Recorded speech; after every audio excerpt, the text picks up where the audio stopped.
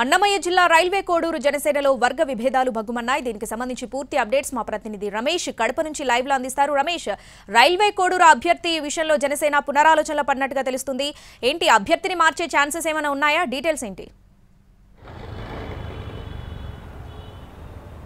Shravani, railway Koduru నియోజకవర్గం SC reserve నియోజకవర్గంగా చెప్పవచ్చు. జనసేన ప్రకటించినటువంటి మొదటి జాబితాలో ఇక్కడ యనమల భాస్కర్ రావును అభ్యర్థిగా ప్రకటించారు. అయితే ఆ రోజు నుంచి ఈ రోజు వరకు కూడా అటు పొత్తులో ఉన్నటువంటి మూడు పార్టీలు బీజేపీ, జనసేన, టీడీపీ మూడు పార్టీలు కూడా భాస్కర్ రావు యొక్క అభ్యర్థిత్వాన్ని వ్యతిరేకిస్తూ వస్తున్నాయి. ఎందుకంటే ఇతను వైసీపీకి మద్దతుదారుడు, అంతేకాకుండా మంత్రి పెద్దిరెడ్డి రామచంద్రరెడ్డి దగ్గర పనిచేసిన వ్యక్తి. అంటే సోషల్ వింగ్లో కావచ్చు, అదేవిధంగా ఆయన కంపెనీలో కావచ్చు ఆయన పనిచేశాడు.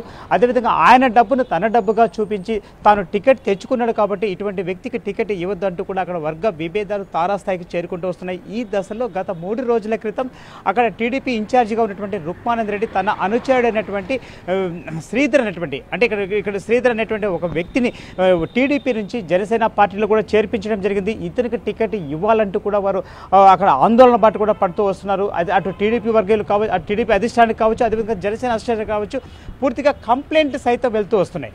కాకపోతే రాజంపేట పార్లమెంట్ నుంచి పోటీ చేసినటువంటి మాజీ ముఖ్యమంత్రి కిరణ్ కుమార్ రెడ్డి ద్వారా పూర్తిగా చక్రం తిప్పుతున్నారు. ఎందుకంటే ఎందుకు మనము ఇక్కడ వైసీపీ కోవర్టుకు టికెట్ ఇవ్వాల్సి వస్తుంది, నిజమైన జనసేన క్యాండిడేట్కి కాకుండా వైసీపీ కోవర్టుకి ఎందుకు ఇవ్వాలి, కాబట్టి ఈ టికెట్ మార్చండి అంటూ కూడా అన్ని వర్గాలు కూడా అక్కడ ఫిర్యాదులు చేస్తూ వస్తున్నాయి. అటు బీజేపీ కావచ్చు, అటు జనసేన కావచ్చు, టీడీపీ కావచ్చు.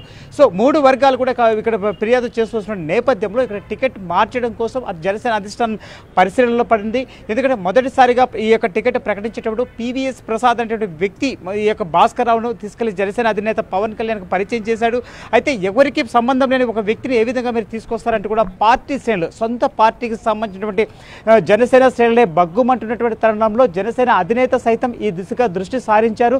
ఈ టికెట్ మార్పు కోసం ఈ యొక్క అభ్యర్థుల యొక్క లిస్ట్ పరిశీలన జరుగుతోందని చెప్పవచ్చు. Sravani. Right Ramesh, thanks for the updates.